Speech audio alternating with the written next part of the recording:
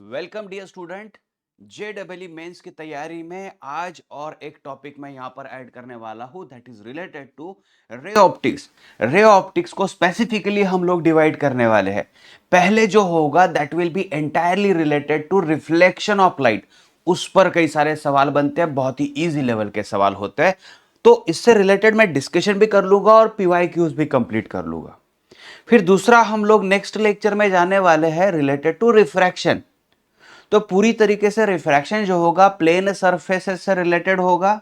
और फिर third lecture में लेंस वाला पूरा कॉम्बिनेशन, लेंस प्लस प्रिज्म वाला पूरा कॉम्बिनेशन आ जाएगा और लास्ट में टेलीस्कोप से रिलेटेड बात करेंगे। चलिए आज शुरू कर देते हैं यहां पर रिफ्लेक्शन से related, reflection at plane surface, right. पहले इससे बात करते हैं। तो बच्चों देखिए क्या होगा, मैंने यहां पर पूरी स्लाइड जो है तैयार करके रख दी है, आपको सिर्फ ये रिवाइज करना है and you need to try to implement the things at appropriate question जो मैं आपको यहां पर पूछने वाला हूं। तो सबसे पहले देख लीजिए लॉ ऑफ रिफ्लेक्शन क्या होता है, यह भी बहुत जरूरी होता है। Angle of incidence is equal to होता है angle of reflection. Incident ray, reflected ray और नॉर्मल एक ही प्लेन में होता है and incident ray, reflected ray lies on opposite side of this normal. तो ये बच्चों इसका कंक्लूजन क्या है, angle of incidence equal to angle of reflection. चलिए सेकंड बहुत ही इंपॉर्टेंट कंक्लूजन पार्ट में यहां पर लाने वाला हूं वो क्या है समझ लो। ये बहुत ही इंपॉर्टेंट होगा और कई जगह पर इसका इस्तेमाल भी होता है। तो मान लीजिए मैंने मिरर यहां पर ऐसे रख दिया है and this is incident ray. तो हमें पता है with respect to normal angle of incidence फिलहाल में हो रहा है angle of incidence equal to 0। बच्चे कंफ्यूज आते हैं, बच्चे मेजर करते हैं यहां पर विथ सरफेस, सरफेस के साथ नहीं।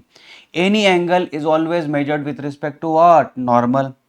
तो अगर इंसिडेंट रे ऐसी आ रही है that is exactly perpendicular to the plane of mirror या फिर angle of incidence equal to 0, तो इंसिडेंस रे और रिफ्लेक्टेड रे दोनों सेम ही जा रहा है। अगर क्या हो मैं मिरर को रोटेट कर दूं, तो अगर हम मिरर को रोटेट कर दे तो देख लीजिए क्या होता है। मैंने यहां पर इंसिडेंट रे को फिक्स करा दिया है और मिरर को रोटेट कर दिया by an angle of theta. तो ये नया पोजीशन हो गया मिरर का, ये हो गया बच्चों नया पोजीशन मिरर का।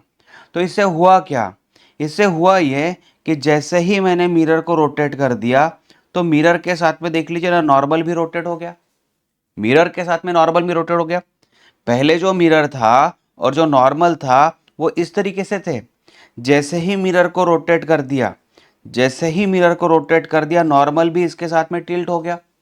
तो इंसिडेंट रे तो हालांकि यहां पर फिक्स ही है, इंसिडेंट रे फिक्स ही है। तो इससे हो क्या रहा है, इससे हो क्या रहा है, अभी शुरुआत में angle of incidence was 0, right. लेकिन अभी नॉर्मल के साथ इसने एंगल बना लिया है थीटा। तो as per the law of reflection angle of incidence must be equal to angle of reflection, angle of incidence must be equal to angle of reflection. तो जहां पर इंसिडेंट रे और रिफ्लेक्टेड रे सेम थी, वो भी आपको दिख रहा है कि इंसिडेंट रे और रिफ्लेक्टेड रे अलग अलग हो गई है। तो अगर इंसिडेंट रे को थीटा से रोटेट किया तो रिफ्लेक्टेड रे को रोटेशन हुआ है 2 थीटा से। तो बहुत ही सीधा साधा छोटा सा कंक्लूजन है बच्चों यहां पर। और कंक्लूजन क्या है, if incident ray is kept fixed, mirror is rotated bye an angle theta, reflected ray rotate through angle 2 theta. कितने से रोटेट होना चाहिए, ये 2 थीटा से रोटेट होना चाहिए, राइट। तो अगर मान लीजिए मुझे इंसिडेंट रे मैंने फिक्स करा दिया और मुझे मुझे रिफ्लेक्टेड रे को 60 डिग्री से रोटेट कराना हो, मुझे रिफ्लेक्टेड रे को 60 डिग्री से रोटेट कराना हो, तो मिरर का रोटेशन कितना, 30 डिग्री। मिरर का रोटेशन कितना, 30 डिग्री। तो मान लीजिए देखिए ना, रिफ्लेक्टेड रे को अगर मुझे 60 डिग्री से रोटेट कराना है, मतलब मैं 2 थीटा इक्वल टू 60 मान लूंगा, तो थीटा इक्वल टू 30 डिग्री, ठीक है। चलिए, तो ये पहला कंक्लूजन होगा हमारा। दूसरा, ये कोई मुझे डिटेल में तो लेना नहीं है, ये आपने कहीं ना कहीं पढ़ा होगा, रेफरेंस बुक्स में ये मिलता है। इसके खाली रिजल्ट जो है आपको ध्यान में रखने पड़ेंगे। क्या है ये क्वेश्चन में देख लीजिए, minimum length of plane mirror to see one's full height. तो मान लीजिए इस व्यक्ति की हाइट टोटल एच है, तो ये ट्रिग्नोमेट्री की हेल्प से हम लोग ये प्रूव कर सकते हैं the mirror should be of the height of exactly half. तो मान लीजिए ये व्यक्ति जो है ये 6 फीट टॉल है, तो अगर 6 फीट ऊंचा है तो इसको इसकी पूरी इमेज अगर देखना है मिरर के अंदर, तो मिरर एटलीस्ट 3 फीट का होना चाहिए, एग्जैक्टली इस व्यक्ति की हाइट की हाफ में होना चाहिए, राइट। फिर नेक्स्ट क्वेश्चन नेक्स्ट कॉन्सेप्ट देख लीजिए क्या है। ये एक और चीज़ होती है लेकिन इसमें बहुत ही स्पेसिफाई होता है, देख लीजिए यहाँ पर इस एग्जाम्पल में कहीं पर भी इन दोनों के बीच के डिस्टेंस का रिलेशन कोई नहीं दिया है।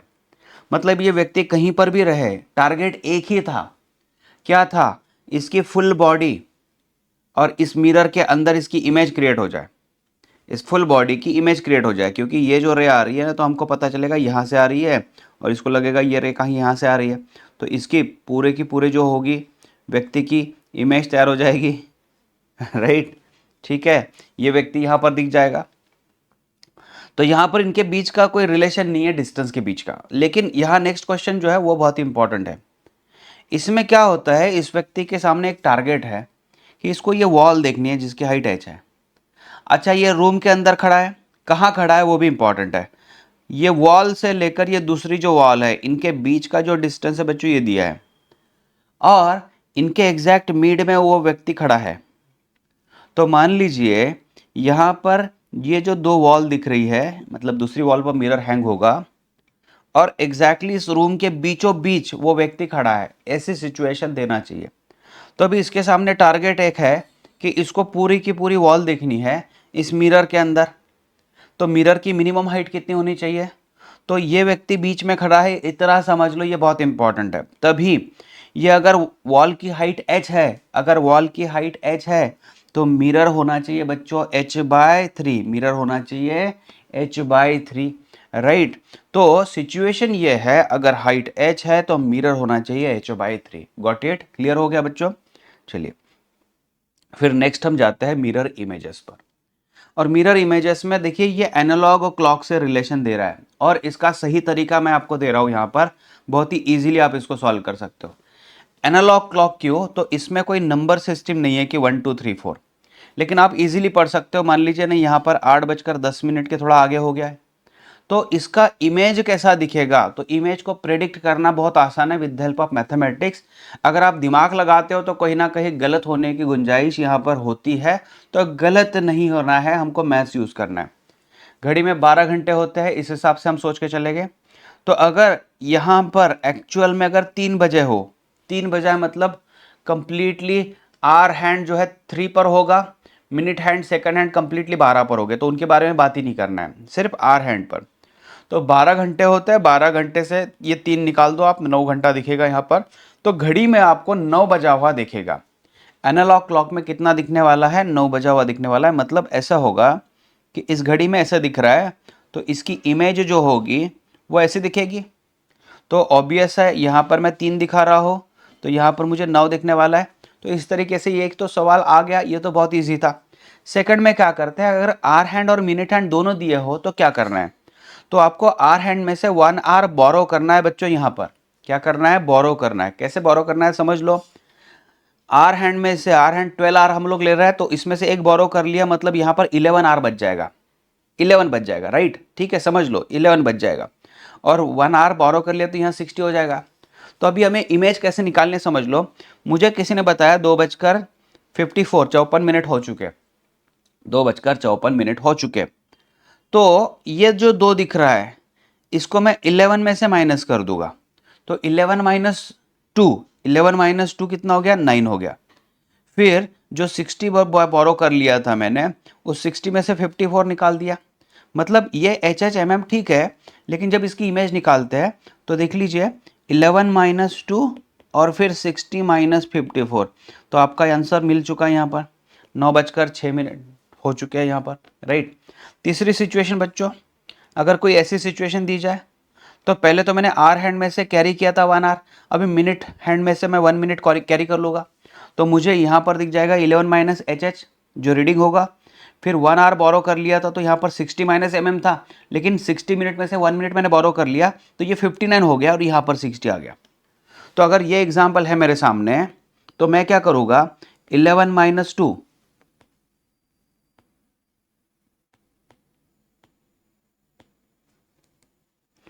11 माइनस 2 कर दूंगा, फिर 59 माइनस 54 कर दूंगा, समझ में आ रहा है, और फिर 60 माइनस 22 कर दूंगा। ये थोड़ा ध्यान में आ रहा है बच्चों? बस इसी लॉजिक को मैंने इस्तेमाल किया यहाँ पर, इसी लॉजिक को मैंने इस्तेमाल किया यहाँ पर, समझ में आ रहा है? तो 11 माइनस 2 अगर देखोगे तो 9 हो चुका है, फिर 59 माइनस 54 कर लोगे तो यहाँ पर आ चुका है 5, और फिर यहाँ बच्चों 60 माइनस 22 कर लिया तो 38 आ गया, राइट? तो इस तरीके से हमें इसके जवाब मिल सकते हैं। बहुत ही आसान सा सवाल होता है अगर आता है तो। उसके अलावा प्लेन मिरर की और एक प्रॉपर्टी होती है कि प्लेन मिरर में होता क्या है, ऑब्जेक्ट जितना दूर है इमेज उतनी ही उसके अंदर होती है। मान लीजिए ऑब्जेक्ट यहां पर 2 मीटर पर खड़ा है तो इमेज भी उतना ही 2 मीटर पर अंदर खड़ी होगी, राइट? प्लेन मिरर की ये स्पेशलिटी है, मिरर से हम लोग डिस्टेंस मेजर कर रहे हैं, तो यहां से 2 मीटर है तो अंदर भी 2 मीटर ही होना चाहिए। अच्छा, ये क्वेश्चन बच्चों देख लीजिए यहाँ पर, ये क्वेश्चन 2021 का है। क्या बताया गया है? 2 mirrors are perpendicular to each other, और क्वेश्चन पूछा गया है, हाँ, P is placed at A, ठीक है, A distance and 2A meter away from A meter and 2A meter away from M1 and M2, diagram भी दी गई है। The distance, shortest distance between images thus formed is, ठीक है, तो क्या करना पड़ेगा,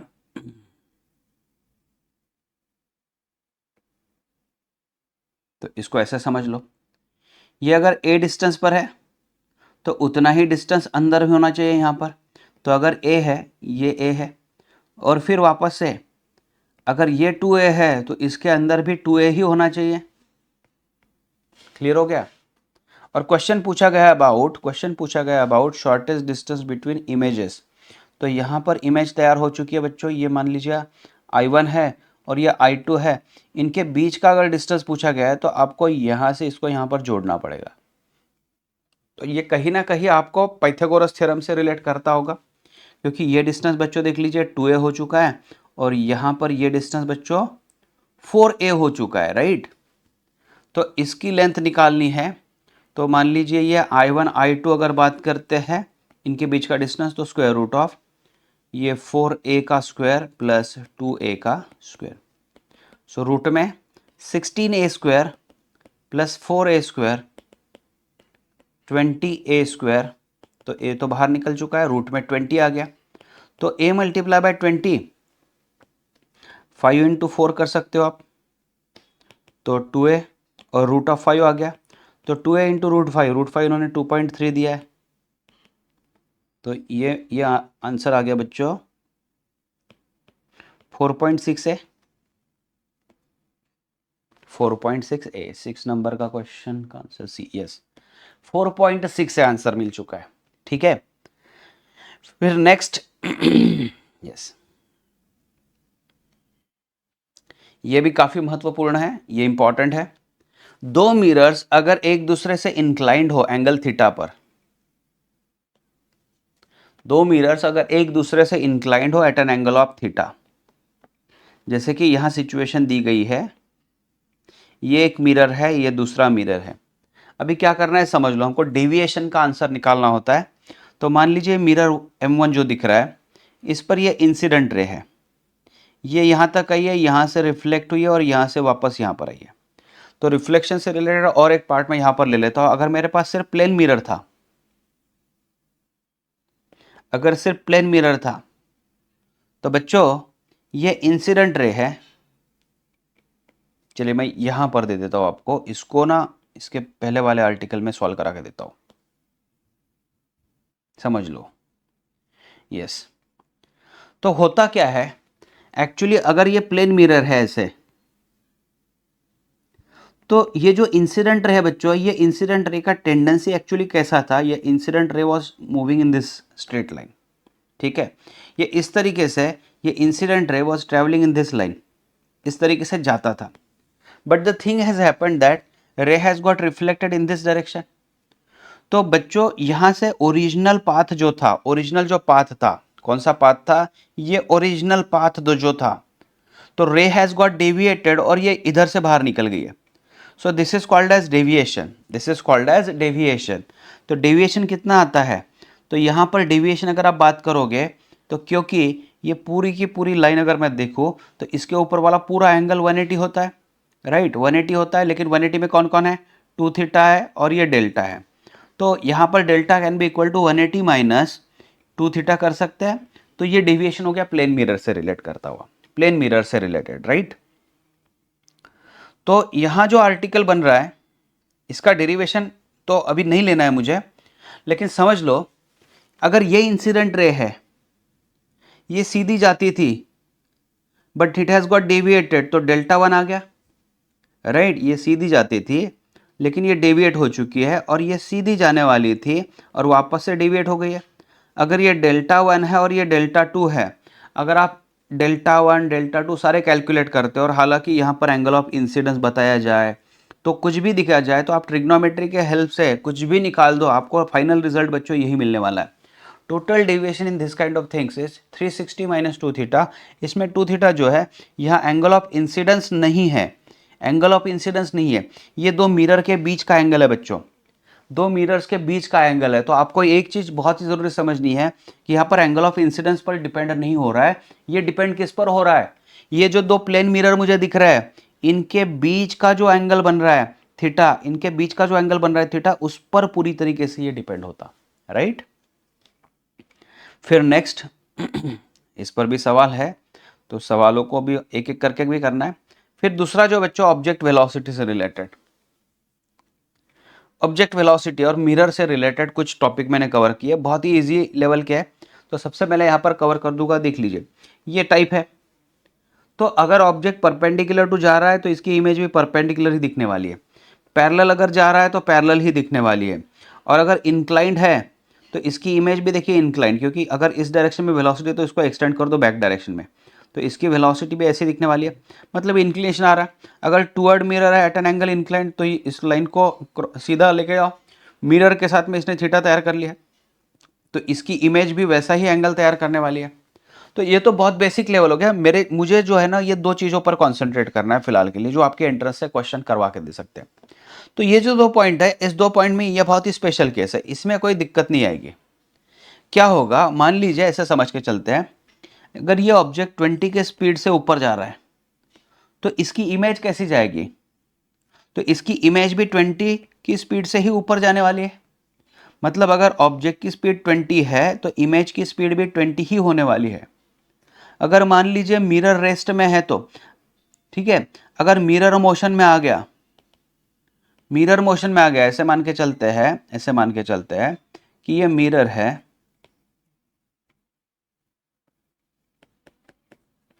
और मिरर को मैंने स्पीड दे दिया 10 मीटर पर सेकंड और ऑब्जेक्ट को मैंने यहां पर रेस्ट में रख दिया, तो क्या होगा, तो इसकी इमेज क्या होगी, तो इमेज भी बच्चों रेस्ट में ही होगी, क्योंकि हमारे सामने से अगर मिरर निकल जाए 100 की स्पीड से भी निकल जाए तो हमारी इमेज तो हमें हमारे सामने ही दिखने वाली है उसके अंदर। तो ऐसे नहीं होगा कि मिरर निकल गया और मिरर के साथ में हमारी इमेज भी निकल गई है, ऐसा बिल्कुल नहीं होगा। तो चीज हो क्या रही है यहां पर, तो इस चीज में पैरेलल टू मिरर में कोई दिक्कत नहीं आएगी, पैरेलल टू मिरर में मिरर की स्पीड पर कुछ भी डिपेंड नहीं है। पैरेलल टू मिरर में अगर मोशन है, पैरेलल टू मिरर अगर मोशन है तो मिरर रेस्ट में है या फिर मोशन में है, इससे इमेज की स्पीड पे धक्का नहीं लगेगा, कोई भी नई चीज में चेंज होगा। लेकिन इसमें बहुत सारे कॉन्सेप्ट्स है, क्या है समझ लो। जैसे कि यहां पर एक लॉजिकल पार्ट दिया है, उसको समझ लो। यहां पर ये y एक्सिस है, x एक्सिस है, ठीक है, और ये ऑब्जेक्ट है, इसकी इमेज कहीं पर तैयार है। तो ऑब्जेक्ट देखिए, मिरर से जितने दूर ऑब्जेक्ट है उतना ही दूर उसकी इमेज है। तो यहां दिया गया है X position of image with respect to mirror, सारे कैलकुलेशन मिरर से किए गए, मिरर से डिस्टेंस कंसिडर करके, मिरर को ओरिजिन इमेजिन करके। तो इमेज जो है मिरर से जितना दूर है उतना ही दूर ऑब्जेक्ट भी है, या फिर ऑब्जेक्ट जितना दूर है उतने दूर इमेज है। लेकिन इसमें निगेटिव साइन क्यों आया, तो ऑब्वियस है, ऑब्वियस है, मिरर के एक साइड में ऑब्जेक्ट है तो दूसरी साइड में इमेज है। तो कोऑर्डिनेट सिस्टम के हिसाब से बात करें तो यस, ये एक दूसरे के अपोजिट दिख रहा है, ठीक है। दूसरा, वाई कोऑर्डिनेट के बारे में बात करें तो कोई दिक्कत नहीं है, क्योंकि वाई कोऑर्डिनेट में उसका जो दिख रहा है एक्स कोऑर्डिनेट में ही, देखिए ये एक्स कोऑर्डिनेट में ही मुझे इस साइड और इस साइड दिख रहा है, वाई और जेड में कोई चेंज नहीं दिखेगा, तो वाई और जेड वैसे के वैसा दिखने वाला है। ये पॉइंट ऑब्जेक्ट हम लोगों ने लिया इसलिए। अभी क्या करना है, एक्स आई एम जो है that is position of image with respect to mirror, ठीक है, और एक्स ओ एम क्या है, position of object with respect to mirror. इसमें देखिए ये डेरिवेशन को नहीं करना है, मैं सिर्फ खाली हिंट देना चाहता हूँ यहाँ पर। मैं यहाँ पर ये नहीं बढ़ाना चाहता हूँ, अगर कोई बच्चा नया नया पढ़ रहा है ये सारी चीज़ें, तो उसके लिए मैं बहुत ही क्लियर बताना चाहता हूँ। आप इसमें मत पढ़ो, इस किसी में मत पढ़ो, आपके लिए मैं एक फार्मूला और एक दो तीन सम्स करवा के देता हूँ, उसको समझ लो। और दूसरी चीज़, ये थियरी है, इस पर एप्लीकेबल नहीं होगी, इस पर एप्लीकेबल होने वाली है अगर मोशन परपेंडिकुलर टू मिरर है तो देख लीजिए क्या करते हैं। आपको ये फॉर्मूला ध्यान में रखना है, वेलोसिटी ऑफ मिरर, और ये विथ रिस्पेक्ट टू ग्राउंड है, everything is measured with respect to ground now. कि जैसे मान लीजिए मिरर की स्पीड है, ऑब्जेक्ट की स्पीड है ना, इमेज की स्पीड है, तो ये सारी चीज़ें जो है ये ग्राउंड ऑब्जर्वर ऑब्जर्व कर रहा है, एक ग्राउंड से खड़ा हुआ इंसान जो है वो सारी चीज़ें देख रहा है। So velocity of mirror equal to velocity of image plus velocity of object divided by 2। ये फॉर्मूला लर्न करा के रख लो। इसका इस्तेमाल कैसे करना है वो देख लो, इसका इस्तेमाल कैसे करना है वो देख लो। तो बच्चों आप अगर मिरर दिख रहा है तो किसी एक स्पेसिफिक डायरेक्शन को आप पॉजिटिव कंसीडर कर लो और दूसरी डायरेक्शन को आप निगेटिव कंसीडर कर लो, और प्रॉपर पॉजिटिव निगेटिव साइन के साथ में आपको यहां पर रिजल्ट रखने होंगे, वैल्यूज रखनी होगी, तब जाके आपका रिजल्ट जो है करेक्ट आने वाला है, ठीक है।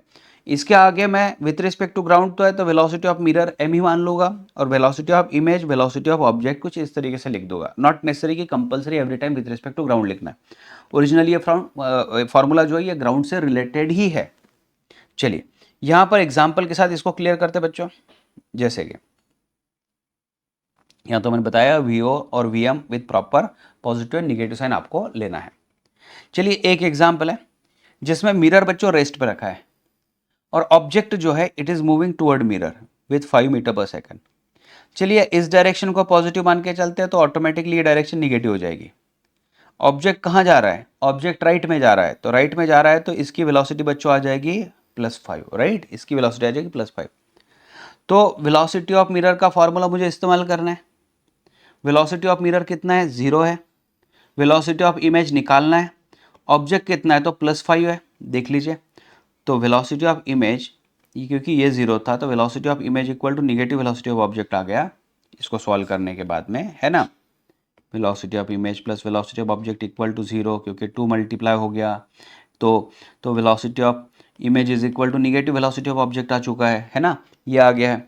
तो आंसर क्या मिला, -5। अच्छा बोलोगे आप सर ये तो बहुत ईजी है, आसान तरीका है ना, बहुत ही आसान सा तरीका है, ईजिली निकल सकता है, कोई दिक्कत नहीं। आप एक चीज़ आप समझ लो, मैं एक एग्जाम्पल एडिशनल कवर करा लेता हूँ यहाँ पर। मान लीजिए मिरर जो है और ये ऑब्जेक्ट जो है, ऑब्जेक्ट को मैं रेस्ट में इमेजिन करके लगता हूँ और इस मिरर को मैं 5 की स्पीड से, तो 5 की स्पीड से तो मैंने डायरेक्शन डिसाइड कर लिया है, डायरेक्शन ऑलरेडी लेफ्ट वाला निगेटिव और राइट वाला मैंने पॉजिटिव मान के चलता हूँ।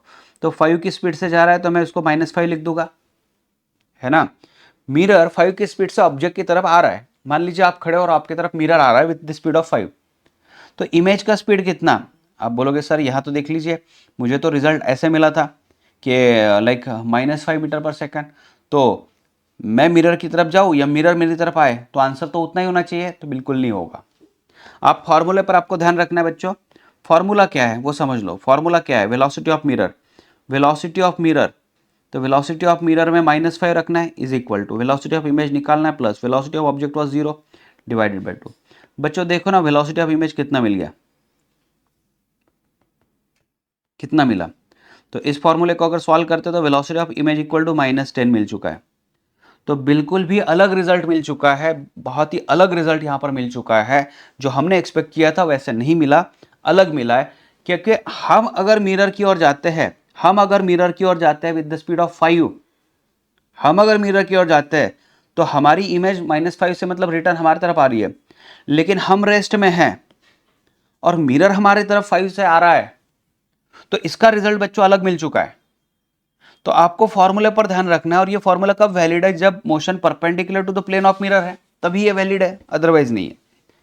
फिर इसमें ही आगे रिजल्ट देख लो। हाँ इसमें ही क्या करना है बच्चों, यहां पर देख लीजिए, ये तो आपने सॉल्व कर लिया, वेलोसिटी ऑफ इमेज सर मिल चुका है मुझे। अभी क्वेश्चन है velocity of image with respect to object, तो ये रिलेटिव वेलोसिटी वाला कॉन्सेप्ट आ गया। Velocity of image with respect to object मतलब ये देख रहा है खुद को कितना है, ये जो सारी हम लोग चीजें देख रहे थे, हम ये ग्राउंड ऑब्जर्वर देख रहे थे, but now the question is for observer object.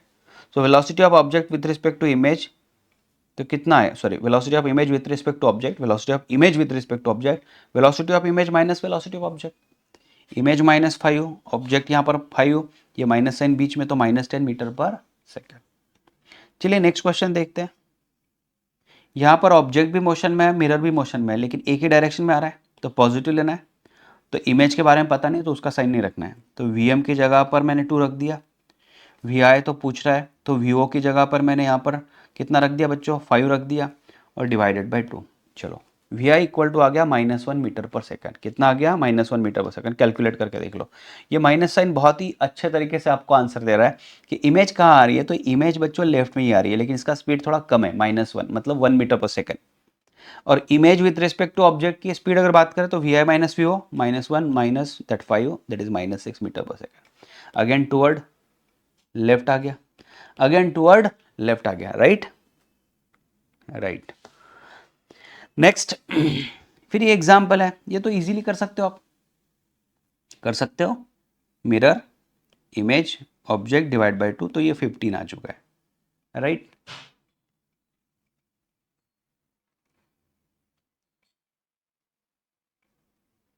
ठीक है, चलो आगे बढ़ते हैं। अब formula is applicable only for perpendicular component, perpendicular component पर ही काम करेगा, पैरेलल कंपोनेंट पर काम नहीं करेगा। चलिए, number of images formed by 2 inclined planes, yes.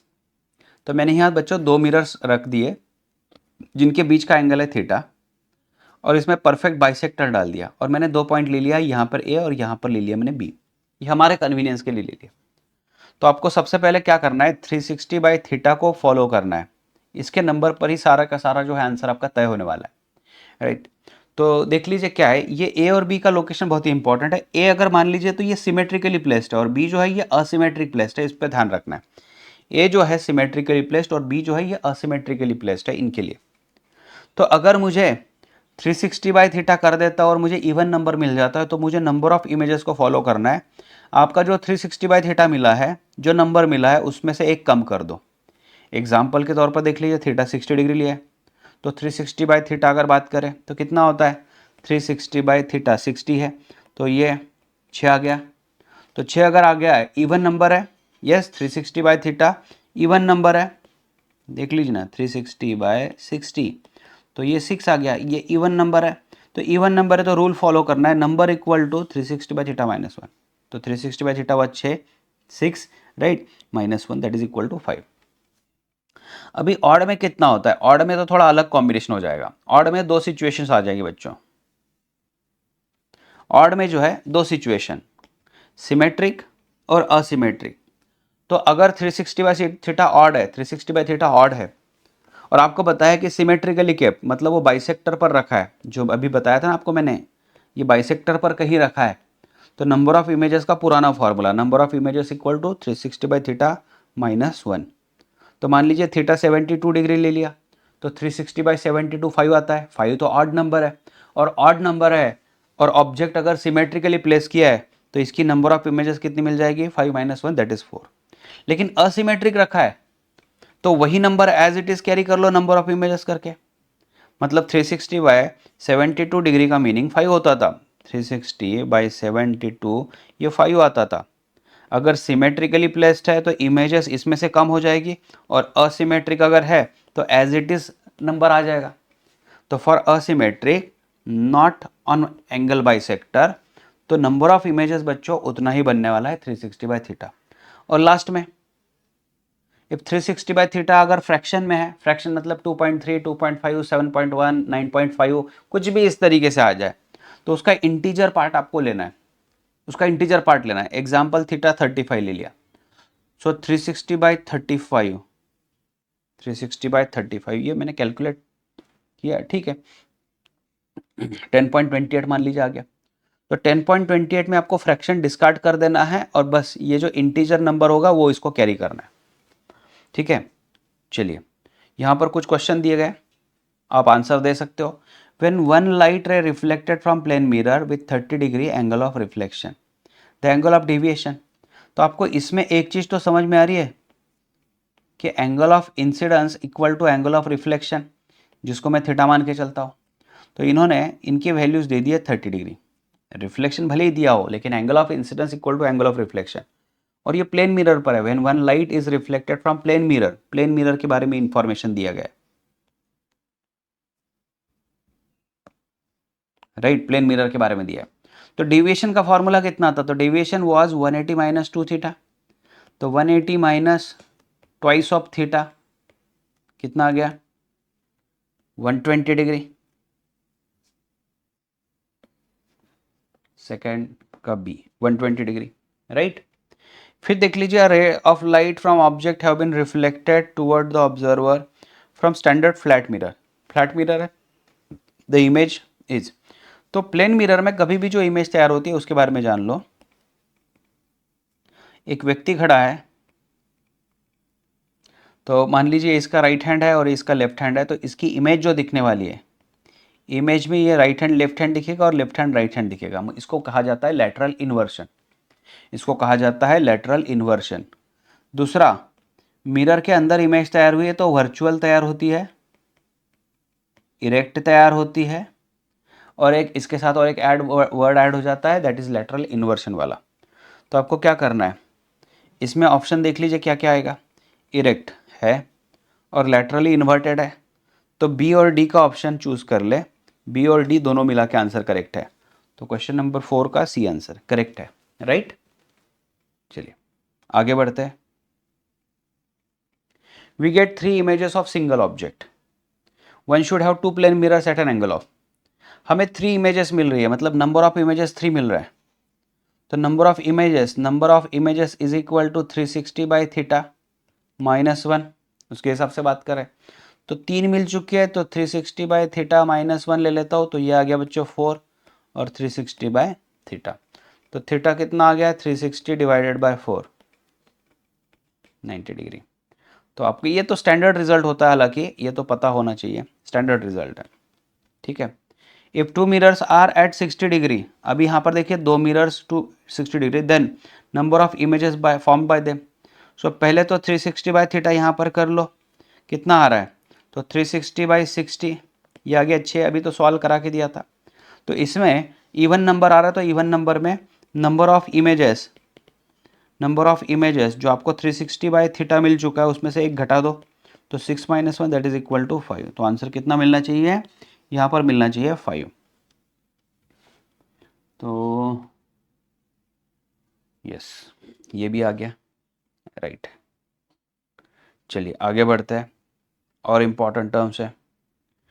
तो यहाँ पर देख लीजिए, वेक्टर फॉर्म हालांकि नहीं पूछा जाता है, मैंने एक्स्ट्रा एडिशनल कवर करा लिया यहाँ पर, आपको सिर्फ लर्न करके रखना है।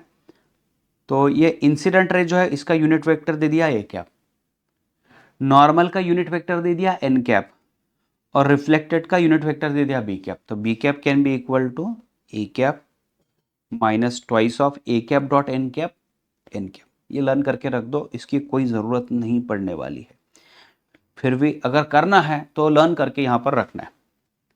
चलिए नेक्स्ट इंपॉर्टेंट पार्ट शुरू हो जाएगा बच्चों, स्पेरिकल मिरर्स। एक तो अभी हमने प्लेन मिरर के बारे में पूरा पढ़ लिया, नाउ स्पेरिकल मिरर्स में क्या क्या है। तो स्पेरिकल मिरर में देख लीजिए ना, ये पॉइंट जो होता है ये पोल के तरह मानते हैं हम लोग, ये कॉन्केव मिरर है और ये कॉन्वेक्स मिरर है। तो सारे डिस्टेंसेस पोल से मेजर किए जाएंगे। तो पोल से मेजर करते समय देख लीजिए, अगर स्टैंडर्ड कन्वेंशन अगर ले तो देखिए ऑब्जेक्ट यूजुअली लेफ्ट में रखा जाता है। तो यहाँ से ऑब्जेक्ट अगर लेफ्ट में कहीं पर है तो इससे लाइट ऐसा आने वाला है, तो light will be toward right. तो पोल से डिस्टेंसेस मेजर करते तो कोई साइन कन्वेंशन हमको फॉलो करना है, जैसे कि ऑब्जेक्ट अगर लेफ्ट में रख दिया तो निगेटिव साइन, उसकी इमेज अगर राइट में आ रही है तो पॉजिटिव साइन। मैंने नीचे साइन कन्वेंशंस कुछ लिए। तो अभी देख लीजिए, इसको हम कहेंगे कॉन्केव मिरर और इसको कहेंगे कॉन्वेक्स मिरर, राइट। इसमें एक यूनिक रिलेशन होता है फोकल लेंथ और रेडियस ऑफ कर्वेचर में। रेडियस ऑफ कर्वेचर क्या है कि अगर ये स्पेरिकल मिरर मान के चलते हैं, तो अगर ये स्पीयर निकालता हूँ मैं तो इसका सेंटर यहाँ बनने वाला है, राइट। तो ये रेडियस ऑफ कर्वेचर आर होगा। अच्छा, रेडियस ऑफ कर्वेचर आर होगा, तो यहाँ पर मान लीजिए ये सेंटर है, तो ये रेडियस ऑफ कर्वेचर आर बनने वाला है। तो एफ फोकल पॉइंट क्या होता है, तो अगर पैरेलल रेस कहीं से आती है तो ये कहाँ कॉन्वर्ज होने वाली है, उस पॉइंट को फोकल पॉइंट कहा जाएगा, और इसका डिस्टेंस जो होगा ये फोकल लेंथ होगा, राइट। तो इसका डिस्टेंस जो होगा ये फोकल लेंथ होगा। तो फोकल लेंथ और रेडियस ऑफ कर्वेचर में रिलेशन है F equal to R by two. R is the radius of curvature, और जो मिरर का फॉर्मूला है वो 1/v plus 1/u is equal to 1/f। इसका सही इस्तेमाल कैसे करना है उसके लिए मैंने आपके लिए दो एग्जांपल्स ले लिए। चलिए, sign all distances are measured from pole, बताया गया है spherical mirror along the principal axis, pole is considered as origin, distance measured along the principal axis in the direction of incident ray taken as positive, while distances measured along principal axis against direction of incident ray are taken as negative। मतलब क्या है, object हम लोग left में लेने वाले हैं, तो यहाँ से ये रेज आने वाली है ऐसी, लेकिन सारे डिस्टेंसेस हम लोग पोल से मेजर करने वाले हैं। तो लाइट की डायरेक्शन को देख लो, तो लाइट की डायरेक्शन से ये डायरेक्शन से पॉजिटिव, और लाइट की अपोजिट डायरेक्शन में आपको लेना है निगेटिव। समझ में आ रहा है, क्योंकि ऑब्जेक्ट रखा गया है लेफ्ट में और पोल से डिस्टेंस मेजर किए जाते हैं, ये रे आ रही है ऑब्जेक्ट से, तो रे की इंसिडेंट रे की जो डायरेक्शन है उस डायरेक्शन को पॉजिटिव मान के चलते हैं, तो उसकी opposite direction negative. And all are measured from pole, तो पोल से लेफ्ट साइड में निगेटिव आ जाएगा और पोल से राइट साइड में आ जाएगा पॉजिटिव। ठीक है, चलिए, तो यहाँ कुछ दिया है साइन कन्वेंशन समझ लो। पोल से डिस्टेंस मेजर करना है, तो ये बच्चों ये लेफ्ट निगेटिव और राइट में आ गया पॉजिटिव, अप में आ गया पॉजिटिव और डाउन में आ गया निगेटिव। इसका इस्तेमाल कैसे करना है वो सिर्फ मैं आपको यहाँ पर सिखाऊंगा, ये चीज़ें समझ लो। सारा के सारा पोल से मेजर करना होता है, ठीक है। तो देखिए, ऑब्जेक्ट जहाँ पर रखा है तो पोल से जो डिस्टेंस होता है इसका, इसको यू मान के चलते हैं, तो यू, लेकिन पोल के लेफ्ट साइड में आ रहा है तो यू इज़ निगेटिव। फिर इमेज भी यहाँ पर देख लीजिए, यहाँ तैयार हो गई है इमेज, ये इमेज तैयार हो गई है निगेटिव, क्योंकि पोल से लेफ्ट साइड पे, और फोकल लेंथ इसका निगेटिव होगा क्योंकि इसका जो फोकल लेंथ है देखिए ना, पोल से लेकर लेफ्ट में आ रहा है।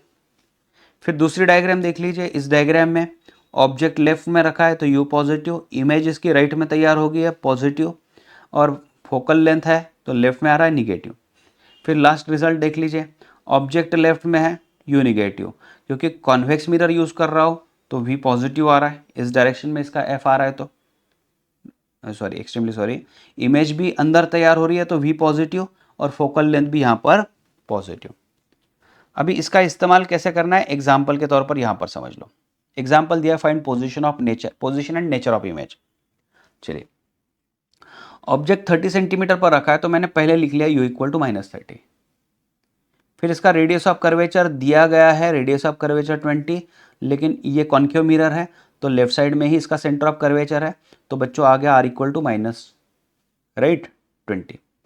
फोकल लेंथ कितना है, तो फोकल लेंथ रेडियस का हाफ होता है, तो रेडियस 20 था तो फोकल लेंथ -10 कर दिया। तो हमारा जो फॉर्मूला है उसको अभी प्रॉपर साइन के साथ इस्तेमाल कर लो। जो पता नहीं है, जैसे इमेज पता नहीं है, इमेज की पोजीशन पता नहीं है, तो उसको आपको साइन नहीं रखना है, बाकी इसमें साइन रख दिया है, और सॉल्व करने के बाद v -15 मिला। -15 का मतलब क्या हो रहा है कि पोल के उसी साइड में मिल रहा है जिस साइड में ऑब्जेक्ट था, है ना, -15। So image is real and on left side. अच्छा, रियल और लेफ्ट साइड, रियल क्या होता है, रियल ये होता है कि समझ लो ये ऑब्जेक्ट है और इसकी जो इमेज है यहाँ पर फिजिकली रे पास होने के बाद मिल रही है, जैसे कि ये एग्जाम्पल समझ लो, यहाँ पर देख लीजिए, यहाँ पर ऑब्जेक्ट है, इसकी इमेज है, तो फिजिकली रेज आफ्टर रिफ्लेक्शन वहां पर पहुंच रही है, तो इमेज यहां पर रियल मिल चुकी है, इमेज यहां पर रियल मिल चुकी है। ये ऑब्जेक्ट है और यहां इसकी इमेज है, तो ऑब्जेक्ट है और इमेज इसकी वर्चुअल मिल चुकी है, ऑब्जेक्ट और इमेज इसकी वर्चुअल मिल चुकी है, राइट। ये ऑब्जेक्ट है, ये रियल ऑब्जेक्ट है, और इमेज भी यहां पर वर्चुअल मिल चुकी है। मतलब फिजिकली देखिए ना, यहां पर रेज नहीं पहुंच रही है, we feel that the rays are appearing to come from this point. तो इस तरीके से ये इमेज जो है ये वर्चुअल इमेज है, यहां पर ये इमेज जो है ये बच्चों वर्चुअल है, ऑब्जेक्ट रियल था। चलिए, नेक्स्ट क्वेश्चन में देख लीजिए, यहां पर 5 सेंटीमीटर पर रखा है तो u इक्वल टू -5, रेडियस 20 दिया है तो फोकल लेंथ इसका हाफ होना चाहिए, -10 आ गया, राइट। और फार्मूला इस्तेमाल कर लिया हमने यहाँ पर 1/v plus 1/u equal to 1/f। Proper sign रख दो आप, तो v की वैल्यू मिल गई है +10। तो +10 मतलब क्या, इसकी इमेज अंदर मिलने वाली है, पोल के अंदर, ये मिरर के अंदर मिलने वाली है +10 वर्चुअल इमेज। और राइट साइड में ये प्लस माइनस को कैसा रेड किया जाए उसके लिए मैंने यहाँ पर आपको शॉर्टकट दिया है, वो आगे पढ़ लो। ये ट्रांसवर्स मैग्निफिकेशन, ट्रांसवर्स मैग्निफिकेशन में मैग्निफिकेशन का फॉर्मूला होता है height of image by height of object equal to -v/u। देखिए ये पूरी तरीके से रिवीजन चल रहा है बच्चों, समझ लो ये पूरी तरीके से रिवीजन चल रहा है। तो इसमें रिवाइज करते समय बहुत ही क्लियरली आपको समझना है कि क्या करना है। इसका डिटेल वीडियो चाहिए तो मैं इसकी लिंक दे देता हूँ कि इसका डिटेल वीडियो, मतलब हर एक चीज का डिटेल में डिस्कशन किया गया है। तो इसमें करना क्या है, मैग्निफिकेशन आप ध्यान में रख लो, height of image upon height of object equal to -v/u, मतलब image position divide by object position. और ये एक्स्ट्रा चीज है, कैसे ध्यान में रखना है, मैग्निफिकेशन का फॉर्मूला फोकल लेंथ। देखिए u नीचे है तो मैं बोल दूंगा f/f-u, v ऊपर है तो मैं बोल दूंगा f-v/f, है ना। कुछ इस तरीके से इसको ध्यान में रखना है। क्या करना है, मैग्निफिकेशन राइट, f/f-u, f/f-u या f-v/f, और फिर साइन रखना है। ये सबसे इंपॉर्टेंट चीज हम लोग डिस्कस करने वाले हैं। मैग्निफिकेशन जो आपको मिलने वाला है प्लस माइनस और नंबर में कुछ चीजें मिलने वाली है। अगर आपको प्लस मिल जाए तो आपको सीधे सीधे डिक्लेयर कर देना है कि जो इमेज तैयार हुई है वर्चुअल तैयार हुई है और इरेक्ट तैयार हुई है, वर्चुअल और इरेक्ट तैयार हुई है, वर्चुअल और इरेक्ट। और माइनस साइन मिल गया तो क्या करना है बच्चों, रियल और इन्वर्टेड। माइनस साइन में क्या करना है, रियल और इन्वर्टेड बताना है। प्लस साइन में वर्चुअल और इरेक्ट, और माइनस साइन का मीनिंग रियल और इन्वर्टेड। फिर जो नंबर आएगा, ये नंबर में 3 पार्ट्स आएंगे, नंबर इक्वल टू 1 तो सेम साइज की इमेज तैयार हो रही है, ऑब्जेक्ट की सेम साइज है। नंबर लेस देन 1 तो उसको डिमिनिश्ड कह दिया जाएगा, और नंबर ग्रेटर देन 1 मैग्नीफाइड कर दिया जाएगा। इक्वल टू 1 है तो ऑब्जेक्ट और इमेज का साइज सेम बन रहा है, लेस देन 1 है तो इमेज छोटी हो जाएगी ऑब्जेक्ट की हाइट से, और मैग्नीफाइड का मतलब है height of image is greater than height of object. अभी इसको आपको नोट डाउन में नोटबुक में लिख लेना है, और फिर इसका इस्तेमाल कैसे करते देख लीजिए। हमने कभी भी बच्चों पढ़ा होगा कि कॉन्केव वाली 6 केसेस होगी और कॉन्वेक्स वाली 2 केसेस होगी, तो उसको कैसे समझना है देख लो। और एक एक चीज पर गहराई से ध्यान करो, आप गौर करो। यहाँ पर image formed by concave mirror, concave mirror ने क्या इमेज तैयार कर दी है। तो सबसे पहले अगर ऑब्जेक्ट इन्फिनिटी पर है, अगर ऑब्जेक्ट इन्फिनिटी पर है तो क्या होता है, ये जो रेज आ रही है that rays will converge to a point, यहाँ पर कॉन्वर्ज हो रही है राइट, तो यहाँ कॉन्वर्ज हो चुकी है। तो देखिए ना, फिजिकली रे वहां पर पहुंच रही है, मतलब रियल मिल रहा है, तो m जो होगा वो माइनस आने वाला है। लेकिन बहुत छोटी इमेज तैयार हुई है तो जो उसकी वैल्यू होगी वेरी वेरी स्मॉल हो जाएगी, ये एक पॉइंट आ गया। दूसरा, बियॉन्ड सी अगर बात करें, ऑब्जेक्ट इज बियॉन्ड सी, ये इंपॉर्टेंट है। फिर यहां से ऑब्जेक्ट बियॉन्ड सी है तो इमेज देख लीजिए बच्चों, सी और एफ के बीच में तैयार होती है। ये भी थोड़ा ध्यान करने वाली बात है, यहां पर गौर करने वाली बात है। ऑब्जेक्ट बियॉन्ड सी है, ऑब्जेक्ट बियॉन्ड सी है तो उसकी इमेज जो तैयार हो रही है बिटवीन सी एंड एफ तैयार हो रही है, इन दोनों के बीच में तैयार हो रही है ना। तो रियल तैयार हो रही है, मतलब मुझे माइनस मिलने वाला है, और m की जो वैल्यू है माइनस मिलने वाली है, उसके साथ में जो नंबर मिलने वाला है that number is less than 1, less than 1 क्यों, क्योंकि देखिए ना height of image is less than height of object, smaller than 1। फिर ऑब्जेक्ट अगर c पर आ जाए तो उसकी इमेज उतनी ही मिलने वाली है, तो मैग्निफिकेशन देख लीजिए, माइनस रियल इन्वर्टेड आ गया और 1 आने वाला है क्योंकि सेम साइज आ रही है, -1। फिर जैसे ही ऑब्जेक्ट सी और एफ के बीच में आ जाता है उसकी इमेज पीछे चली जाती है और मैग्निफिकेशन शुरू हो जाता है। तो इन सारी चीज़ों में आपको ये चीज़ ध्यान में आ रही है कि जैसे जैसे वो सी की तरफ आ रहा था तो उसकी इमेज जो है बिटवीन सी एंड एफ थी, जैसे सी पर आ गया तो इमेज भी सी पर आ गई है, लेकिन जैसे object between C and F आ गया तो उसकी इमेज बियॉन्ड सी आ गई है और बड़ी आ गई है, एम की value negative because real image is there and greater than 1, greater than 1। तो जैसे मान लीजिए मैं अगर लिख लेता हूं m इक्वल टू -3, तो -3 से पता चल रहा है कि माइनस है, ठीक है, माइनस है मतलब रियल है, इन्वर्टेड है, और 3 का नंबर है, मैग्नीफाइड है। तो उससे बच्चों आपको एक हिंट भी तो मिल रही है, object is between C and F. इसी सिचुएशन में अभी हम लोग इतना पढ़ रहे हैं तो उसमें एक चीज पता चली, जैसे बिटवीन सी एंड एफ आ रहा है तभी इमेज उसकी बढ़ गई है। और उसके बाद नेक्स्ट अगर बात करें एट एफ वाली, तो ये तो सिचुएशन इन्फिनिटी वाली है, इन्फिनिटी, बहुत दूर तक इमेज तैयार होगी। Object between P and F, yes, आपके लिए ये केस बहुत इंपॉर्टेंट है। जैसे मैंने सी और एफ के बीच में बताया था, अभी एफ और पी के बीच में अगर ऑब्जेक्ट आ जाए तो वर्चुअल इमेज मिल रही है, पीछे इमेज मिल रही है। ये डायग्राम आपकी हो चुकी है, स्कूल सेक्शन में हो चुकी है और अभी 12th स्टैंडर्ड में भी हो चुकी होगी। तो बियॉन्ड मिरर मिल चुका है, तो मैग्निफिकेशन देख लीजिए प्लस आएगा। क्योंकि प्लस क्यों आएगा? क्योंकि वर्चुअल इमेज तैयार हो रही है और इरेक्ट इमेज तैयार हो रही है, और जो नंबर होगा ग्रेटर देन 1 होने वाला है, नंबर ग्रेटर देन 1 होने वाला है। तो अभी अगर कोई मेरे सामने कंडीशन रख दे कि सर m इक्वल टू -3 और m इक्वल टू +3, ऐसी दो सिचुएशन है, तो क्या किया जाए? तो मैं सीधे सीधे बताऊंगा बच्चों यहाँ पर, क्योंकि m इक्वल टू माइनस जो है वो रियल और इन्वर्टेड इमेज है और ये कॉन्केव मिरर ही तैयार कर पाता है। लेकिन इसके लिए ऑब्जेक्ट को कहाँ होना पड़ेगा? इसके लिए ऑब्जेक्ट को बिटवीन C एंड F होना चाहिए, और ये +3 हो रहा है, तो बच्चों ये वर्चुअल इमेज तैयार हो रही है। कहाँ तैयार होगी? कॉन्केव मिरर में ही तैयार होगी, और ऑब्जेक्ट कहाँ है? बिटवीन F एंड P है। तो छोटे छोटे पॉइंट्स होते हैं, आपको थोड़ा सा अगर गौर करते हो, नोट डाउन करते हो, तो रिजल्ट बहुत ही अच्छा आएगा यहाँ पर। ऐसा मैं क्यों बोल रहा हूँ? यहाँ पर देख लीजिए, कॉन्केव की तो दो ही डायग्राम्स है, बहुत ही सीधी सीधी डायग्राम्स है कॉन्केव की। क्या डायग्राम्स है? एक इन्फिनिटी पर है, तो यहाँ पर एक पॉइंट ऑब्जेक्ट तैयार हो जाएगा और मिरर के अंदर ही इमेज तैयार हो रही है। ठीक है, पॉजिटिव होती है और वेरी वेरी लेस देन 1 आ गई। यहाँ पर देख लीजिए, ऑब्जेक्ट है और इसकी इमेज अंदर तैयार हो रही है। तो m की वैल्यू कंपलसरी कॉन्वेक्स मिरर के लिए कंपलसरी प्लस ही आएगी और नंबर लेस देन 1 ही आने वाला है, प्लस और लेस देन 1 ही आने वाला है। हालांकि कॉन्वेक्स में m की वैल्यू एक ही बार प्लस आई है। कॉन्केव में देख लीजिए एक ही बार प्लस आई है, यहीं पर प्लस आई है, अदरवाइज हर तरफ m की जो वैल्यू है बच्चों निगेटिव ही आ रही थी। तो कोई मतलब इतना कॉम्प्लिकेटेड पार्ट तो मुझे नहीं दिख रहा है। जैसे मैं एग्जांपल दे दूँ, m इक्वल टू यहाँ पर दे देता हूँ मैं -1, और m इक्वल टू दे देता हूँ -1/2, और m इक्वल टू दे देता हूँ +1/2, और m इक्वल टू दे देता हूँ मैं +3। तो मुझे कैसे पता चलेगा कि ये कॉन्वेक्स है या कॉन्केव है? तो सबसे पहले कॉन्वेक्स पर ही काम करना है, क्योंकि कॉन्वेक्स की वैल्यू हमेशा प्लस और लेस देन 1 आता है, तो ये कॉन्वेक्स क्लियर हो गया। फिर ये जो है ये कॉन्केव से रिलेट कर रहा है, और प्लस कॉन्केव में प्लस कब आता है? तभी आता है जब object between F and P था, तभी आता है। -1 कब आता है? जब ऑब्जेक्ट एट C था, और -1/2 तब आता है जब ऑब्जेक्ट बियॉन्ड C था।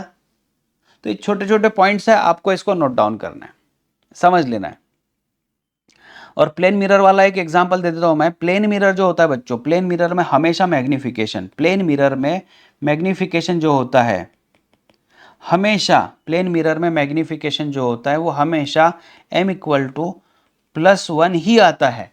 प्लेन मिरर में हमेशा +1 ही आता है, प्लस वर्चुअल है, इरेक्ट है, और 1 ऑफ द सेम साइज है। ठीक है, फिर पावर ऑफ मिरर क्या आएगा? पावर ऑफ मिरर को ध्यान में रखना है, रेसिप्रोकल ऑफ फोकल लेंथ, लेकिन minus reciprocal of focal length, तो -1 या -100 divide by f in centimetre ले लेता हूं मैं। Usually focal length in metre लेते हैं पावर में, मिरर का है तो माइनस, लेकिन अगर आपको सेंटीमीटर में ही फोकल लेंथ रखना है तो आपको ऊपर 100 दे दीजिए और f इन सेंटीमीटर इस्तेमाल कर लीजिए। राइट, चलिए और आगे 2 पॉइंट्स को रिवाइज कर देता हूँ, फिर कुछ सम्स हमको करना है, प्रैक्टिस करना है। राइट बच्चों, चलिए, image velocity for object moving along principal axis. Image velocity, ये ऑब्जेक्ट है जो मिरर की ओर जा रहा है, तो हमको फॉर्मूला है 1/v + 1/u = 1/f। इसको डिफ्रेंशिएट कर दो 1/v -dv/v² -du/u² = 0, क्योंकि फोकल लेंथ बदलने वाली नहीं है। तो dv/du, इसको सॉल्व करना है। आपको ध्यान में जो रखना है वो ये ध्यान में रखना है बच्चों, velocity of image equal to -m² velocity of object. और m की वैल्यू क्या क्या है आपको पता है? m इक्वल टू hi/ho, या फिर -v/u, या फिर f-v/f, या फिर f/f-u। ये सारे फॉर्मूले होते हैं, इसमें आप रख सकते हो, तो इससे वेलोसिटी ऑफ इमेज मिल जाए।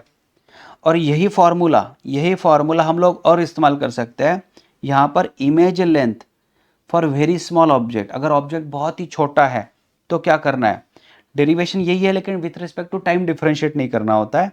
तो डीवी मतलब यहाँ पर देख लीजिए, डीवी मतलब ऑब्जेक्ट का, इमेज का लेंथ, और डी मतलब ऑब्जेक्ट का length, image length object length. तो image length is minus M square object length, right. Image length equal to minus M square object length. ऊपर का फॉर्मूला भी सेम था, नीचे का फॉर्मूला भी सेम दिख रहा है, लेकिन यहाँ पर है differentiate with respect to time last में कर दिया, जैसे यहाँ पर कर दिया था, तो ये इमेज मिल चुका है। तो दोनों फॉर्मूले सेम है। स्मॉल ऑब्जेक्ट की लेंथ के लिए आप ये फॉर्मूला दिक्कत नहीं आएगी कोई, इसमें आप सॉल्व कर सकते हो इजीली। चलिए फिर सम्स पर काम करना शुरू कर दे बच्चों। बहुत ही इजी क्वेश्चन है यहाँ पर जितने आए हैं।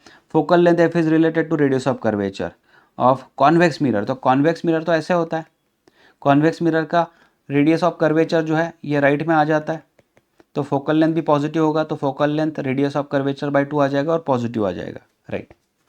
फिर दूसरा क्या बताया गया, a shortest straight object of height 100 centimetre lies before the central axis of a spherical mirror whose focal length has absolute value 40, focal length 40 दिया गया। The image of object produce by mirror is of height 25। अभी एक चीज़ समझने वाली है, height of object मुझे दिख रहा है 100 सेंटीमीटर और हाइट ऑफ इमेज मुझे मिल रहा है 25 सेंटीमीटर, छोटी इमेज मिल रही है मुझे, ठीक है, छोटी इमेज मिल रही है। उसके बाद में क्या बताया गया है, उसके बाद में बताया गया है same orientation of the object. मतलब कुछ ऐसा हो गया यहाँ पर, मिरर मुझे पता नहीं है कौन है, लेकिन ये जो 100 सेंटीमीटर वाला था इसकी same inverted, same virtual, same, अभी वर्चुअल पता नहीं, हमें सेम 25 सेंटीमीटर की मिल रही है ओरिएंटेशन। तो कॉन्केव मिरर में अगर बात करें, कॉन्केव मिरर में तो मैग्नीफाइड मिलती थी, लास्ट वाली जो कॉन्केव मिरर की केस थी उसमें मैग्नीफाइड थी। कॉन्वेक्स में ही हर वक्त छोटी इमेज तैयार होती है। तो क्या कर सकते हैं आप इसका जवाब, इमेज इज वर्चुअल, ये कॉन्वेक्स मिरर होना चाहिए, वर्चुअल है और ऑपोजिट साइड में तैयार होनी चाहिए। ए, 8th का आंसर ए आना चाहिए, राइट। क्वेश्चन नंबर 8 का आंसर ए आना चाहिए। फिर चलिए यहां पर आता है, spherical mirror is obtained as shown in the figure hollow glass sphere if an object position in front of the mirror what will be the nature of magnification। ठीक है, आप ये समझ लो, क्योंकि ये 16 सेंटीमीटर दिख रहा है तो मतलब ये सेंटर ऑफ कर्वेचर होना चाहिए, ये सेंटर ऑफ कर्वेचर होना चाहिए। ऑब्जेक्ट इज बियॉन्ड सी, तो इमेज बिटवीन सी और एफ आना चाहिए, ये एफ होना चाहिए, इनके बीच में इसकी इमेज तैयार होगी। तो ऑब्वियसली हमें पता है when object is beyond C तो इमेज इज डिमिनिश्ड होती है, छोटी होती है, रियल होती है, इन्वर्टेड होती है। सो इन्वर्टेड होती है, रियल होती है और डिमिनिश्ड होती है, मतलब अनमैग्नीफाइड होती है। तो 9th का आंसर डी आना चाहिए यहां पर। चलिए आगे, two objects A and B are placed 15 centimetre and 25 centimetre from the pole in front of concave mirror, radius of curvature 40। ठीक है, तो एफ की वैल्यू आ गई बच्चों -20, माइनस ही आना चाहिए, कॉन्केव मिरर है। u equal to u1 equal to -15 और u2 इज इक्वल टू -25, क्योंकि two objects the distance between images form by them. तो सबसे पहले हम लोग ऐसा काम करते हैं, तो 1/v plus 1/u is equal to 1/f का इस्तेमाल करते हैं, राइट। तो 1/v is equal to 1/f minus 1/u। तो चलिए 1/v1 is equal to 1/f1, f1 कितना है बच्चों -20, माइनस u कितना है -15, क्योंकि लेफ्ट में ही रखते हैं पोल के, है ना, ऐसे ही रखेंगे ना, यहाँ पर कहीं रख देंगे, तो u -15, तो 1/-15, तो ये कितना आ गया -1/20 प्लस 1/15, तो -3/20 प्लस 4/20, एक्सट्रीमली सॉरी, 3/60 प्लस 4/60 कर देते हैं। सो 1/v1 इज इक्वल टू ये 1/60 आ गया, राइट। तो v1 इक्वल टू 60 मुझे दिख रहा है। चलिए ठीक है, एक तो दिख रहा है। बाद में 1/v2, 1/-20 और ये -25, तो यहाँ पर 1/, जैसे यहाँ पर -15 रखा तो 25 रख देते और प्लस हो जाएगा ये, तो 5/20 विथ माइनस साइन प्लस 4/20 आ गया। तो बच्चों ये हाँ 100 आ गया। 100 डिनोमिनेटर सेम कर देते हैं ना, तो -100 -1/100 आ गया, तो V2 इक्वल टू -100 आ चुका है। तो हुआ क्या है ना, कुछ ऐसे ऐसे दिखेगा। एक के लिए जो इमेज तैयार हो रही है ये मिरर है, एक के लिए इमेज जो है माइनस, मतलब एक इमेज जो है ये 100 सेंटीमीटर पर है इस साइड में, और दूसरे के लिए इमेज जो है बच्चों +60 पर है, मतलब इस साइड से है +60 पर। मतलब एक इमेज जो है रियल हो रही है और दूसरी इमेज वर्चुअल हो रही है, तो इनके बीच का डिस्टेंस मान लीजिए तो ये 160 आ जाएगा। तो ये 160 आना तय है। यस, बी ऑप्शन 160 आंसर आ गया। इजी होते हैं क्वेश्चन, काफी सारे इजी है बच्चों। फिर a concave mirror for face viewing has a focal length of 0.4 metre. ठीक है, कॉन्केव मिरर है, तो distance at which you hold a mirror from your face in order to see your image upright with magnification of 5। Upright चाहिए, concave mirror है, upright चाहिए और 5 चाहिए magnification. तो सीधे सीधे मैग्निफिकेशन वाला फार्मूला, आपको +5 मैग्निफिकेशन मिलना चाहिए। तो क्वेश्चन में एफ दिया गया है, वेयर टू प्लेस, तो F/F माइनस यू का इस्तेमाल करते हैं। तो 5 इज इक्वल टू एफ, अभी 0.4 मीटर है, तो चलिए 0.4 मीटर में ही ले लेते हैं। 0.4 मीटर डिवाइडेड बाय, ये माइनस आ जाएगा क्योंकि कॉन्केव मिरर है, तो -0.4, ये माइनस यू पता नहीं है तो उसका साइन नहीं रखना है। ठीक है, तो माइनस ये आ गया 2, -5u इज इक्वल टू -0.4, तो -5u इज इक्वल टू, तो -0.4 + 2, तो माइनस आ गया बच्चों ये 1.6, u equal to -1.6/5, u equal to -32। तो 11 नंबर का जो है, यस, सी आंसर मिल रहा है। राइट, सी आंसर मिल रहा है। फिर next question, two plane mirrors are inclined to each other such that ray of light incident on first mirror M1 parallel to M2। ये मिरर है, तो क्या बताया गया यहाँ पर, ये मिरर मान लीजिए M1 है, ये रे आ रही है parallel to M2। Okay, then finally reflected from second mirror M2 parallel to first M1। मतलब शायद ये रे कुछ ऐसा हो रहा है कि this is after reflection is now parallel to M2। हाँ, first was parallel to M2 and now second is parallel to M1, ऐसे इंफॉर्मेशन दी गई है। मतलब जो इंसिडेंट रे थी, incident ray was parallel to M2 and reflected ray is parallel to M1। ठीक है, angle between two mirrors, ये एक यूनिक केस है बच्चों, समझ लो। रे ऐसी जा रही थी और ये डेविएशन हो चुका है। ठीक है, तो आपको पता है ये अगर रे जा रही है तो ये तो 180 है और ये ऊपर थीटा होना चाहिए, क्योंकि थीटा कैसे है देख लीजिए ना, ये एंगल और ये एंगल दोनों सेम ही है, ये एंगल और ये एंगल सेम ही हो रहा है। तो मतलब अगर ये थीटा है तो ये भी थीटा होना चाहिए।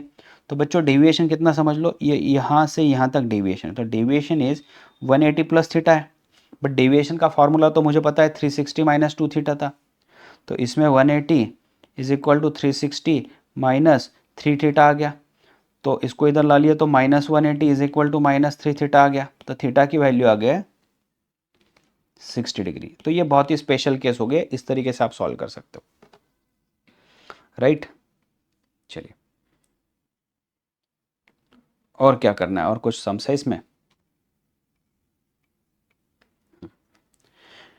You are asked to design a shaving mirror assuming that person keeps 10 centimeter his face and views magnified image of the face at the closest comfortable distance of 25 centimeter radius of curvature of mirror।